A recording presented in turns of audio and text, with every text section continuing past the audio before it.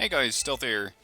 Today I have a game with a title that got expectations running high, at least for me. Because Kai sent in this game and he said, so this is by far my weirdest game ever. The plan was to use my heliborne infantry and fast support vehicles to cross the river and get a forward position to put pressure and keep them occupied while I gathered a small naval landing party consisting of Vickers, Wolverines and Recon to land by surprise in one of their spawn zones. It was a sound plan, but we didn't count on the massive rolling cheese wheel that was coming our way. What? Cheese wheel? No clue. So let's have a look. We are here on this very often played map, and as usual I am completely lost on the name of the map. I believe this is gunboat diplomacy though, with the naval version, so we can actually see gunboats on this one. We're following Kai, and he's starting with a couple of helos. Now you can see that he's parking these helos over the structure here to make sure they start airborne. If this is new to you, making sure that you have your helicopters over a structure or over a tree or a forest means that they're going to start airborne. It's a fast start, and otherwise if you don't do this they're going to take off, and taking off takes time. You don't want that. By the looks of it, he's starting out with some Lynx AH-7s which have some really high veterancy, so I wouldn't be surprised if these are SAS. Pumas might be Gurkhas, and the other vehicles we see over here is Aslav 25s, a couple of Wolverines and one Bison 81mm, maybe to provide smoke screens. Other than that, he has two more units over here, a couple of one Leopard Mexes, one Centurion Marksman, and that's it. His allies, we got Senator and Sarega over on the middle in India, and looks like we got Bashar over towards the left, going naval, and not just naval, I hope. Now he's also going to put down some units probably here in defense, and you can see he's using AT units to do that. Let's speed up the deployment phase and see what exactly a giant rolling cheese wheel is. There we go. First bombing run complete, and of course perfect. I gotta say, this is a really good napalm strike. Really well played there. But what the hell? We got Darth Revan here, who's coming in with a massive helicopter push, and not just that. Look at this. Now I understand what the massive cheese wheel is. We got 3 players coming in with a huge wave of helicopters. This is Dennis the Menace, Anastasia, I believe. Yep, Anastasia Sokolova and Darth Revan. This is deadly. I don't see them coming back from this anytime soon, because they're just gonna fly right into the cap circle and destroy the artillery, of course. So much for their 75s. They're gonna find the CV, although they don't have too much recon in here. They have one Salamandra, but CV is spotted.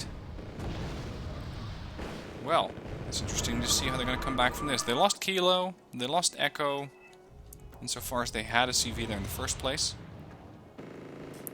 This does, however, mean that the enemy does not have, well, basically any ground forces, because helicopters are really expensive. And if you field this many, you're not likely to get a lot of ground forces at all. Unfortunately, their TACOM is being challenged here. They do have one more command unit, but it's over on the island. Oh, please offload that Nana Senshiki. There we go, PSAM. Work your magic. 97, and he shoots down the Akula. Next target. Probably going for the Salamandra. No, Salamandra's down. And one shot, yep, last missile. Shot down the Mi-24 Whiskey. Well done there. These are all going down, eventually. However, they're down to 1 CV. They do have a little bit of income, but they got no way to field any new units, because they don't have any spawn zones anymore. In the meanwhile, in this town, we have Gurkhas coming up, We have SAS coming up, and the helicopters seem to be trying to push on all by themselves.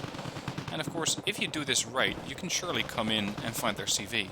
Especially considering that these guys cannot have a lot of infantry, other than a couple of speed bumps such as motor chutes and maybe a transport here and there, and that's it. SU comes in though, drops a bit of napalm, probably on these Gurkhas. Wow, okay, wrong Gurkhas. These Gurkhas are now in the middle of a whole firewall here. SCS, I believe, did fire back, but I'm not sure if they got an actual hit. And now, they're gonna have to... Yep, there it is. CV's picked up and flying back. Red 4 doesn't have any territory. Red 4 only has Bravo in Gulf, which means they still have a decent amount of income. And they can spawn in new units, but they have no territory and no units. Because all of those helicopters got knocked down, and the only player who did not get involved in that push was Zhan Shang over here. So he still has some units, but by the looks of it, most of those are just helicopters. I haven't seen a lot of ground-based vehicles yet. Now, looking at the way that the game is currently, I'd say that this thing is going to be over in... maybe 5 minutes. They find one CV, they find another CV, and they're done with it. Oh, hello Tunguska. But apparently, we're going to be here for another 38 minutes. And this is probably the Mi-24s that just came over from Charlie. They're overextending. They got no AA other than the Centurion Marksman and some Wolverines, which are desperately trying to catch up. He's very cleverly parking his mexes over here in the tree line cover. Make sure that he doesn't get owned immediately by the helicopters.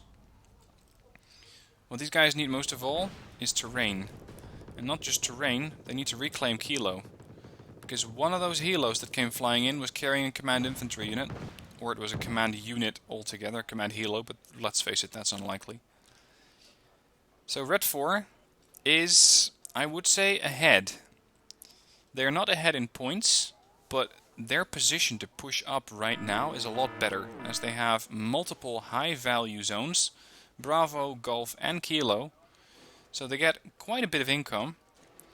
Bluefor is down to their last spawn zone, does not have a lot of income, does have a decent amount of units, although I don't think they're being aggressive enough with it. Because these are Navy SEALs, Stingers, LEVATs. I think that even if you only rush with the units that you have here, you could push right into Charlie. Let's have a look. Yep, I'm not surprised. There's one unit defending. It's a T-55. And it only makes sense, because Red 4 could not possibly have fielded a lot of units to defend here. It's just not possible, they just don't have the points. And furthermore, once you get this helo out of the way, and that's what you got your Stingers for, you could push right through Charlie, into Bravo, and possibly even into Gulf. The only thing you'd have to worry about is a couple of helicopters and maybe an aircraft every once in a while. After that, you're perfectly done. So if you see an enemy doing a massive helicopter rush on you, don't be too intimidated, because sure, they have quite a large dominance initially, but unless they capitalize on that very quickly, it is very difficult to keep that initiative going. And that's something that Red 4, I wouldn't be surprised, is going to find out sooner rather than later. I'm not sure why this Bison is firing at... Is that a Tor? Yeah, that's a Tor. Another helo coming in. Looks like another Mi-24V, I'd say, judging by the side launchers there. No, it's an Mi-24 Whiskey. I mistook the tube launchers there. What tube launchers? Those tube launchers for AA missiles, but apparently they're just AT. Didn't last very long though. Now I think that they're going to quickly clear out this zone, but they still have to deal with this zone. And again, I'm not sure how much Red 4 is going to have. I don't think it's going to be too much. We can see Rover Wombats, which I gotta say are pretty interesting choices in this situation, rushing in. And they're currently absorbing the fire that was probably meant for the Aslav-25. The Aslav has managed to capture the FOB, destroy the command vehicle, which was really good. They brought in a UAZ, so they must also have another command unit. Or it's been already taken out. Because they could not possibly have driven in a UAZ from the other side of the map. Just impossible. So they must have dropped off an infantry CV, and once that infantry CV died, or just before it died, they brought in another UAZ to keep the zone secure. So now Red 4 is really in trouble. They no longer have Kilo. We have a quite intense skirmish going on here between an ASLAV and a Hilo. And a whole bunch of VDV, but let's face it, the VDV are not really an issue. And we have the skirmish over here in the north, where still a number of helicopters is putting up a whole lot of fight against whatever is left from Bluefor, which at this stage isn't really that much. We still have the Kiyu Marushiki, which has to really think about its moves considering it's going out of fuel. We've got the Vickers, which just scored an 80-point kill on the Tor. And we have some Wolverines, which again are almost out of fuel. The SAS only carry 2 missiles. The Bison still has plenty of ammo left, but it's not really going to do that much against Helos, although taking out this Helo with a mortar would be a perfect opportunity. It would be a perfect time to take this Bison and tell it to fire at that Helo. These are more difficult to take down, but you don't really need to worry about them that much, considering they don't pack any kind of anti-tank weapon other than some light rocket pods. And these are only 57mm rocket pods, so they're not even going to be doing that much damage. In the meanwhile, Bluefor again is trying to... Oh, that's going to hurt. They're again trying to push out Red 4. Trying to clear out whatever's left here. And it looks like they're doing a good job. A couple of light units here, a bit of reconnaissance infantry, nothing really special.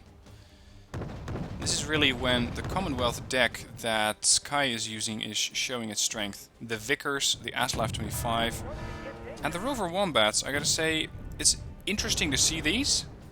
You don't often see them, but in a situation like this, they're nice and fast, they're quick solutions, and they die very easily. It's not exactly what I was going to say, but one tank just said nope, and they both got killed off. I think though that the Vickers can penetrate the Merida. It's just that it might be out of range. 10 frontal armor, 17 penetration on the Vickers. It's just seemingly standing by. 2 Super Cobras taking those guys out, but the FJBs and the Sopel over here can still put a lot of hurt onto these Helos. Perfect. He's bringing in a Bradley. That's a good choice. Unless the Bradley gets nailed instantly by an HGM. Conqueror's here. Conqueror's is down. Good shooting, good prioritization from the Vickers. Bradley is pushing up. A little bit of recon left, but not too much. Now, their priority should be to capture zones, and that's what they're doing. They have Alpha, which is a high value income. At the same time, Red 4 seems to be fielding more units here, and by the looks of it, they had to retreat a little bit. The Kiyomaru is being resupplied, and most of all, this thing needs fuel. So I think that these things, yep, they're only supplying fuel. They're not supplying ammo, which is the right call. You could say, well, it's a bit of an asshole move because he's not resupplying the mortar. No, but the mortar doesn't need it. And the mortar, if you allow this thing to start absorbing supplies, it's going to absorb supplies very quickly. The Kiyu doesn't particularly need ammo, it just needed fuel to get going again. And for now it seems that Red 4 is not really able to move. But Red 4 still has options. Red 4 still has a unit over here. Just a touchdown helicopter. And gotta say, if it was up to me, I would just try and order an airstrike. They apparently are coordinating. They have a new CV coming in, and I wouldn't be surprised if this one's going to be shipped out again. Possibly to another high value zone such as Kilo. If and when they can fly into it safely. You could, although, take Echo. Or sorry, Delta, and you'd be perfectly fine. But by the looks of it, this guy is going straight for Kilo. The edge of Kilo there. I'm not sure if the Hilo... Yep, the Hilo is dead. Target is down. That leaves just the VDV here.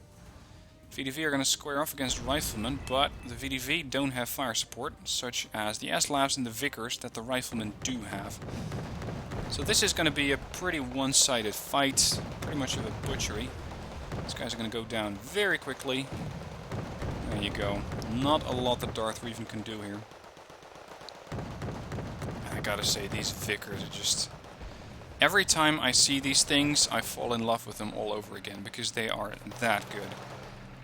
Don't have these things take fire, and that's not what they're supposed to do, but they are perfect long-range patrol vehicles. They're extremely fast, they have huge autonomy at 1000, they're amphibious, basically everything you could ask for in a fire support vehicle. We do, however, have another Sokol coming in, and the one thing that I'm not really seeing, short of the PIP-3, is any kind of AA. The Vickers cannot fire upwards, the Sokol can fire downwards at them, and really the only makeshift AA unit is the ASLAV-25. And guess what that Sokol came in with? Sokol came in with Command Infantry. And there it is. The good news, it's not going to be there long. The bad news, we have units spawning in again. Now they're taking it down, and they're doing a good job at it. Looks like the Command Infantry is either inside the helo... Yep, it just retreated inside the helo and died there. But you're dealing with 40 new FGBs, a Strop, a T-80B, and currently they don't really have an answer to the T-80B, considering that the T-80B can outrange the Vickers. And really the only option would be to send in a helicopter, but the Strop would nail the helo, so you'd again be caught in a very nasty situation. Aslav goes down. Got the T-80B engaging the infantry, which is now on the run. Now it's the riflemen's turn to start running away. The SPW is no doubt going to try and capture the FOB, which got instantly denied by the Vickers. T-80B again firing a missile, and missing the Vickers. It probably fired 3 at this stage. Should have 1 left. In this situation, you could argue that it would be better to push in with the Vickers, because this guy can only take down 1 of you, at least with a missile. And I wouldn't be surprised that the rate of fire of these is 8 versus 9. Well, it's gonna be close. You might get away with it, but it's gonna be close. Better to wait for another unit, such as an AT weapon. ATGM vehicle would be perfect over there. Nail the Strop, kill the T-80B. In the meanwhile, the command vehicle from Bluefor got taken out again. The amount of CV deaths over here is becoming really significant. But Bluefor is slowly but steadily capturing more terrain. They have Echo. They're bringing in another LAV, possibly to start heading towards Kilo. But that thing is not going to be safe until the enemy AA and AT are dead. Because, let's face it, even a Strop could take down an LAV-C2. In the meanwhile, Red 4 in the north seems to be gearing up for yet another helicopter offensive. While the SAS were trying to help out these Hans and the Highlanders against the motor chutes, and they ran right into the rocket pod salvo from the Mi-24s, forcing them back, putting them in a complete panic mode, and they don't have any kind of anti-air weaponry left. All their Stingers are fired. That leaves them just with AT and M16s. And there's a Moderna coming in. I'm not sure if you caught that, but there's a Moderna coming in. Su-25 doing an interesting attack here. This is, however, a different version of the Su-25. This one carries the 240mm rocket, doing a lot of infantry damage if it hits. And it definitely hit the Highlanders. You can see these guys are now down to 7. The Highlanders, however, have the Erics, and the Erics can take down a Moderna, provided the Moderna comes into range. Right now, we still have the T-80B, and... oh, don't tell me he's going to hit... oh, God. T-80B, last missile probably, until it started ramming from the FOB, took down their CV. Yep. Another CV dead. Harrier comes in, nails something, but the T-80B survived. And we still have some FGBs. The Harrier did make it out alive, but it's going to be down in the hangar to get repaired for at least a little while. as that Strop is still alive. Very, let's say, quite a dauntless attack here from Senator Armstrong, as the FJB are armed with AA systems, as the AH-1T is now noticing. At the same time, we got a couple of Sheridans pushing in, and it seems the tank might be dead. Yes, the T-80B is dead.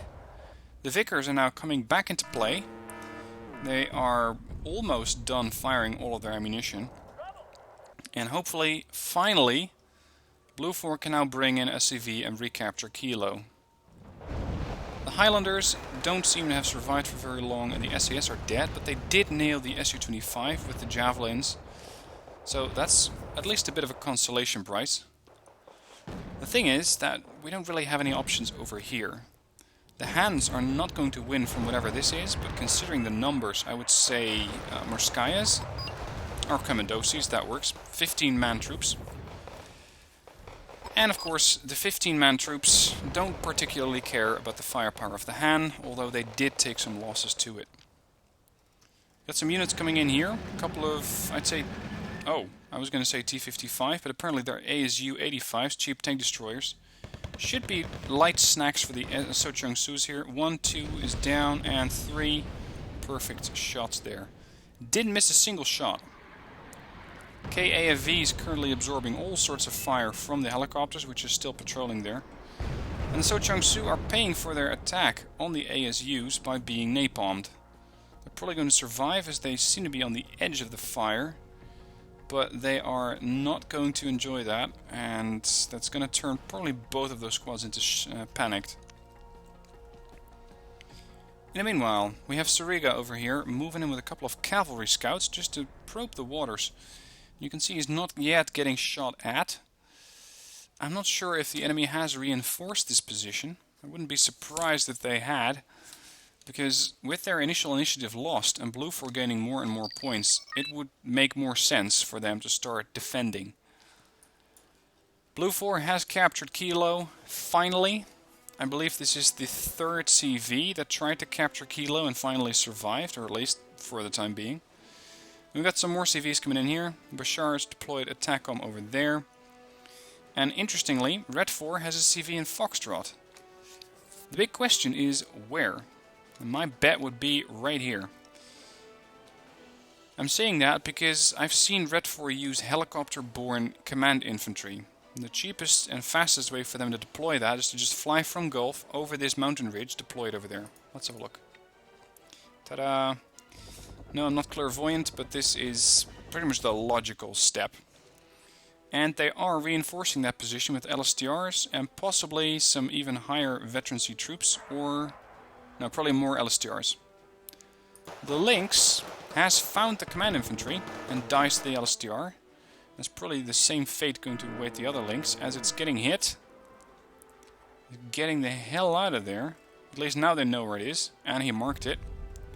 But finally, the Lynx bites the dust, and it looks like we got no survivors there.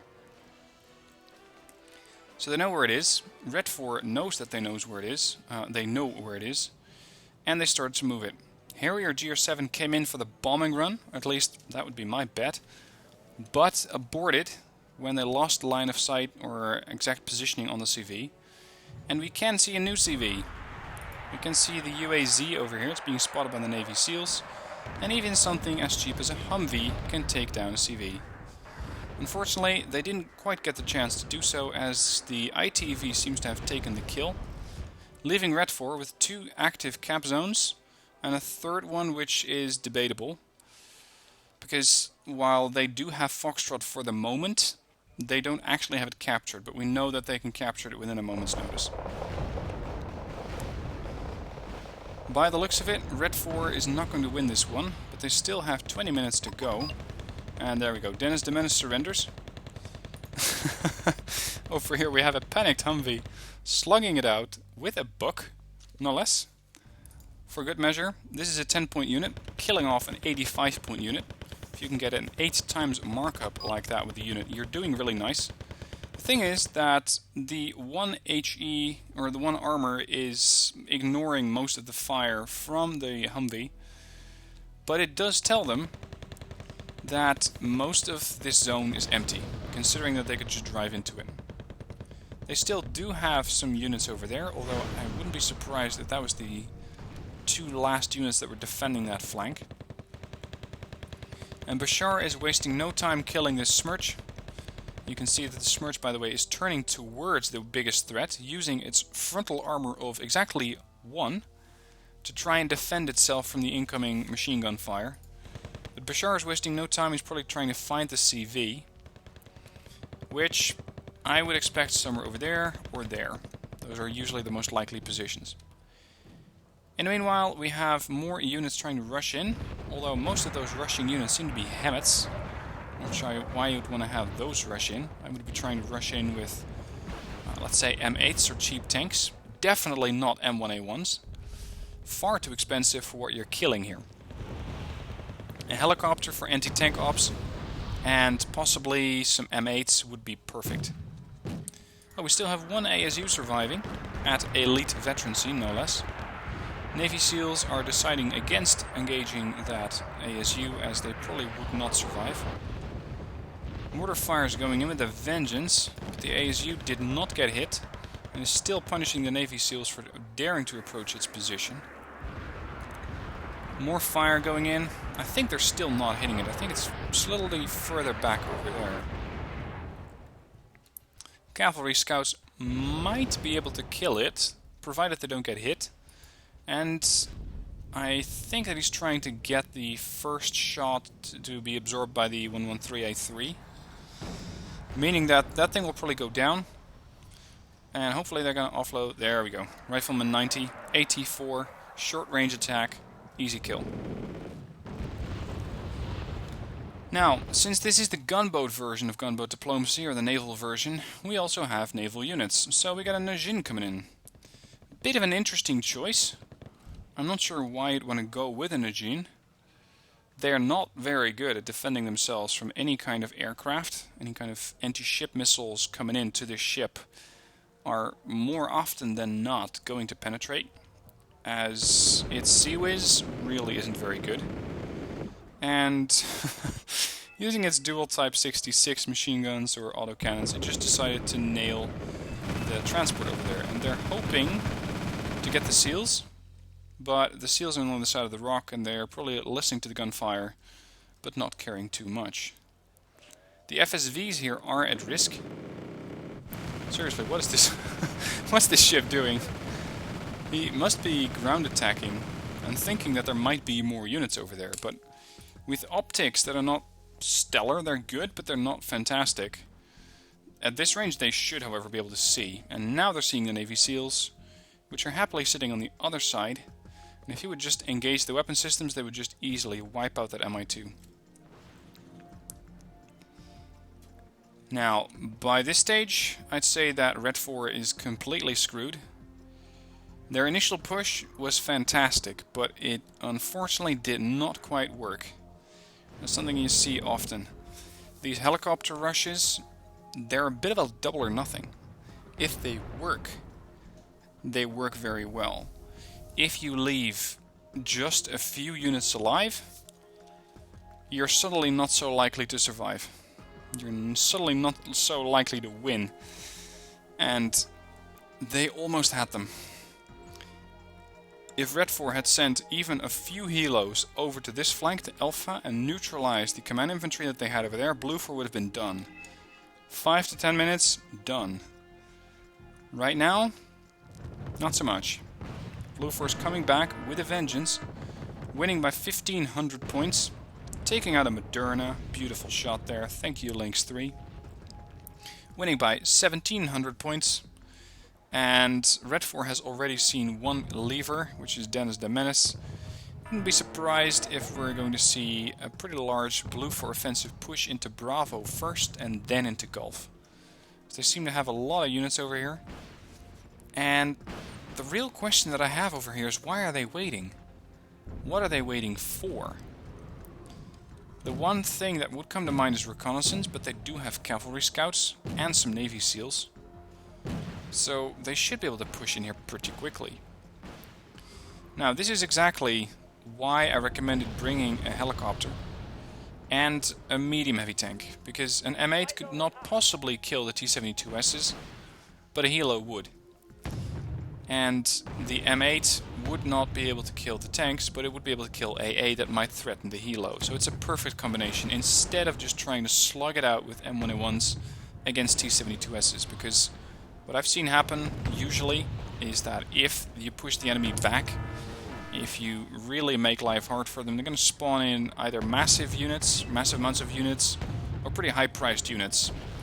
T-72S is, let's say, somewhere halfway there at 125 points. It's not particularly expensive, but 4 of them with the sphere can really make life difficult. And they just did. They just wiped out one of the M1A1s, and the other one, well, I don't think it's going to survive for much longer. There we go.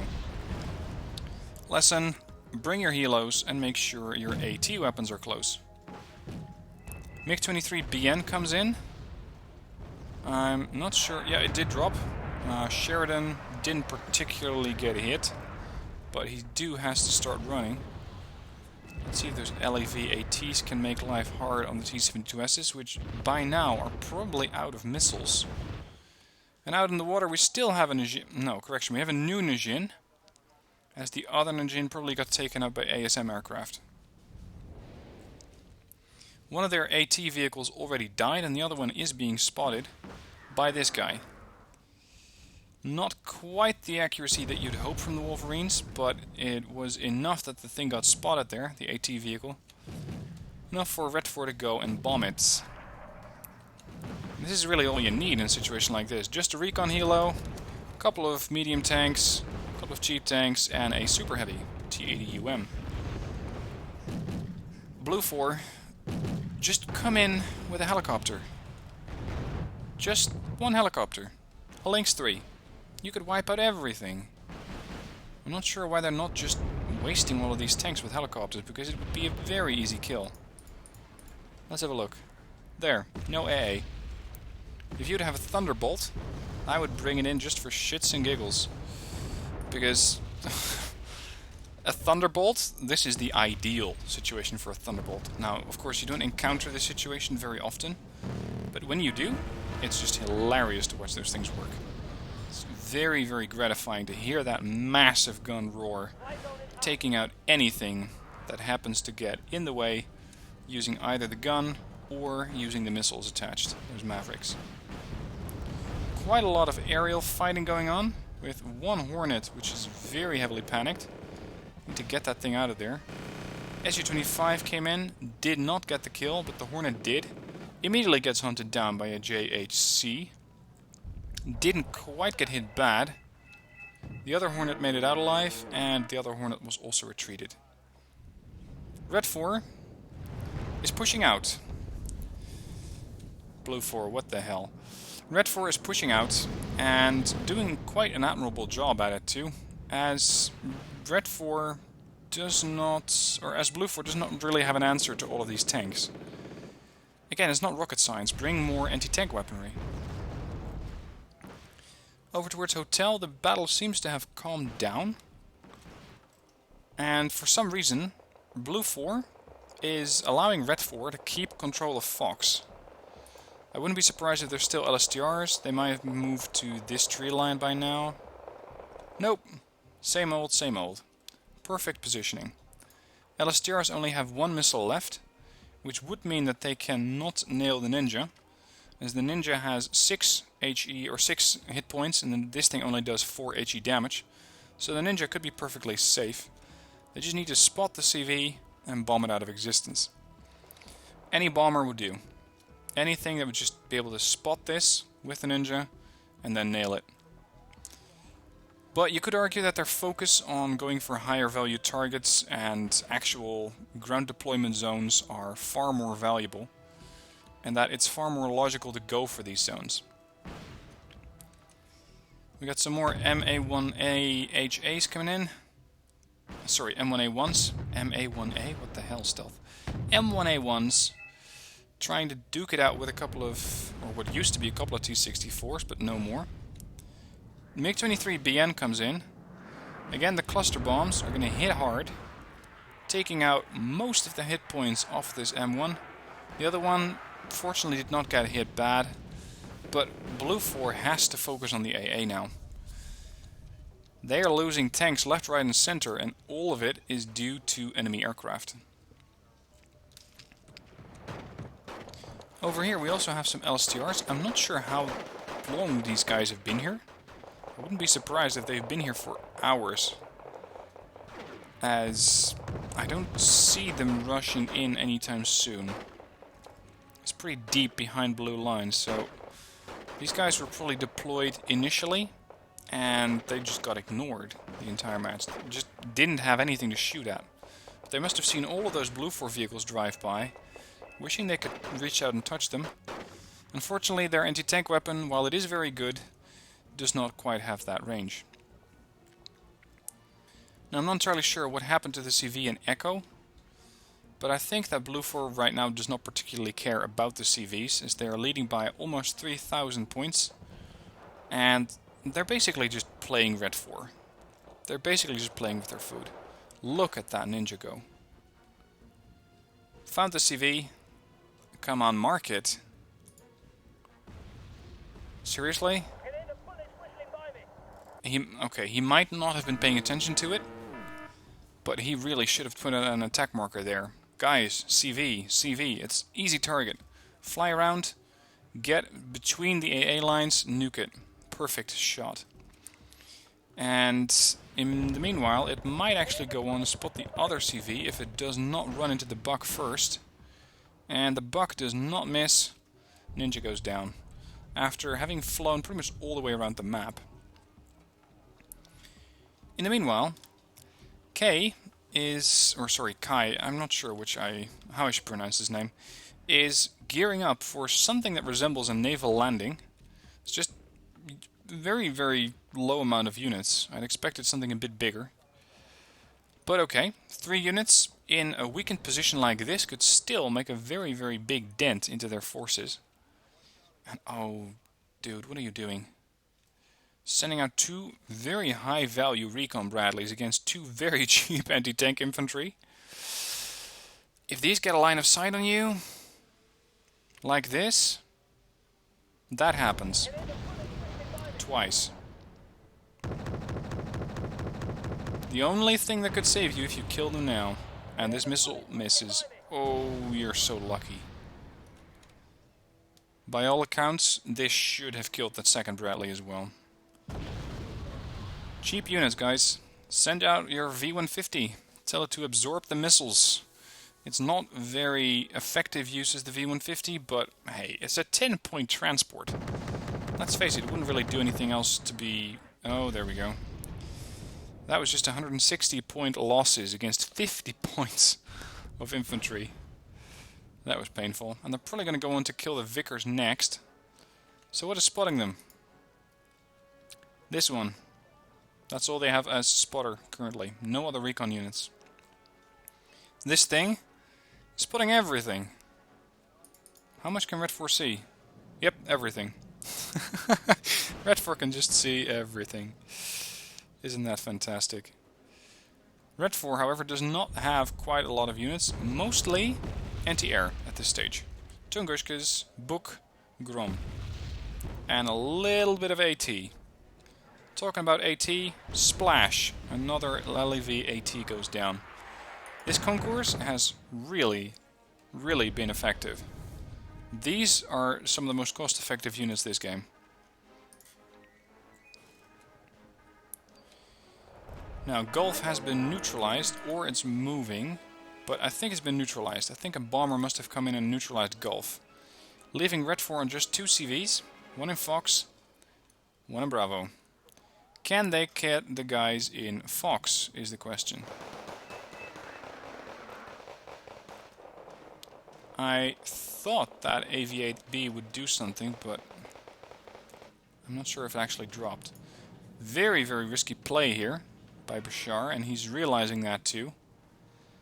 Harrier seems to have taken some fire from the FGBs and gets evac'd. Why would you want to send in an AV-8B? Oh, yep, another CV died. This is just deaths of the CV. Or death of the CVs. Just time and time again. CV comes in, moves, and dies. That's basically the entire premise of this game.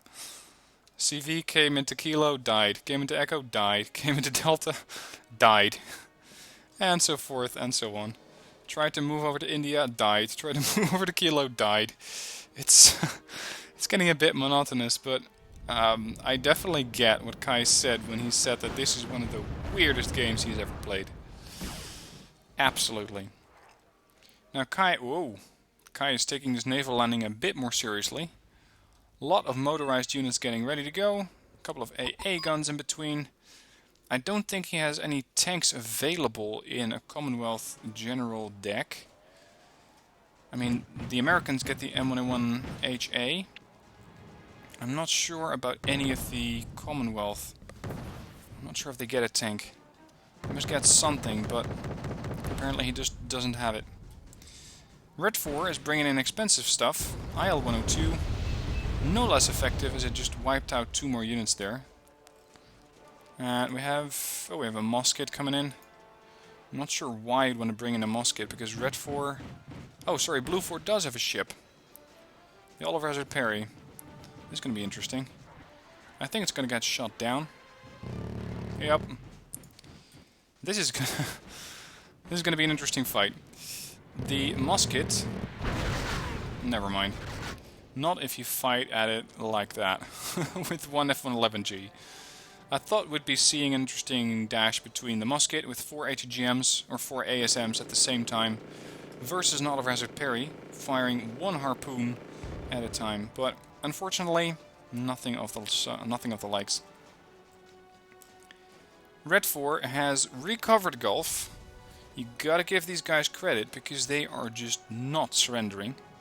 They keep hanging in there, despite the amount of Bluefor forces that are about to arrive. We got Aslavs, Vickers, Saxons with transports, Wolverines. Wolverine seems to be stuck between all of these landing craft. We're straight just driving into them. Another Wolverine here waiting to be offloaded. Nice naval landing. They just need to put a CV in there. Ah, there's the CV. 100 points down. Leaving them with just Fox and Gulf. And surely Red 4 knows that the game is up. They're almost 3,000 behind, which means that they did gain a little bit. A couple of Nanayon Shiki Gs. These guys must have been resupplied. These are never going to cross the map on their own. Never. SU-25, and again, guys, mind your AA. Red 4 is bombing the shit out of you. And you don't seem to have a single response other than a closed arrow, which only has a range of very little under 2 kilometers against an enemy airplane. Which in Wargame terms is the equivalent of, you have to fly over me or I won't hit you. Now I'm hoping that someone brought in a CV, but apparently that was not part of the package that decided to land here. MiG-27 comes in, nails yet another high value recon Bradley. Why are they not pushing in? Kai, you have an Aslav, you have rovers, you have more rovers, you have a Wolverine. You can push into this zone. I'm thinking that he just is a bit unsure and focused on Gulf. He might not know what is in Foxtrot and completely overestimating the amount of forces there. And he's probably just managing his initial invasion here. The Vickers, the Aslavs, probably the Lynxes. Lynxes, by the way, are looking... Oh dear. Bad move. And no, I'm not talking about the physics. This is a disaster ready to happen. This is 220 points. Very, very valuable helicopters. And they're sitting... Well, I don't think they're sitting next to each other. They're sitting in each other. One aircraft comes over, as even it just tries to do a bombing run. One stray missile will take out 220 points. If you have a high value gear like this, split it up. Don't keep it as one single unit. Cheap 20 point kill there, probably some infantry, maybe a transport. Bomber comes in, did not get the CV. Where is the CV? Oh, it's just it's just sitting over there. It is just sitting over there. Senator Armstrong says it is being artied, which he's firing out with a couple of K9s, so it's basically going to be a question of who gets there first, the artillery shells or the Vickers shells, and I think it's going to be the Vickers. That was what my money would be on. Come on, Vickers got it. Yep. And then the last little bit of business that they have left is in Foxtrot. So let's push this up. Anastasia Sokolova is still bringing in more units here. How much does he have at this stage? LSTRs, and a recon helo. This guy is fighting to the death. The LSTRs are just not giving a shit. Finally, they got it. Anyway, that's it for Red 4 and Blue 4. Very well played by Kai. Played almost a 3 times markup, let's say 2.5. Bashar did very well. Sariga did not do quite that well. I think it was because he lost a lot of those high value reconnaissance units. As for Senator, pretty good. The other guys, everyone went negative, save for Dennis the Menace, who, after his initial push failed, decided that he was just calling it quits. Anyway, hope you enjoyed that. It was indeed one of the weirdest games that I've seen lately, and if you have something like this that just completely defies the laws of Wargame, be sure to send it in, because this makes good video. Send it in through the link in the description. Give me a good description of the gameplay, and you're much more likely to get it featured. Other than just saying, yeah, this was a good game, cover it on the video. Doesn't work like that. The better your description, the better my chances, or the better your chances of me making a video. For now, thank you for watching. I hope you've enjoyed, and I'll see you soon for the next Wargame video.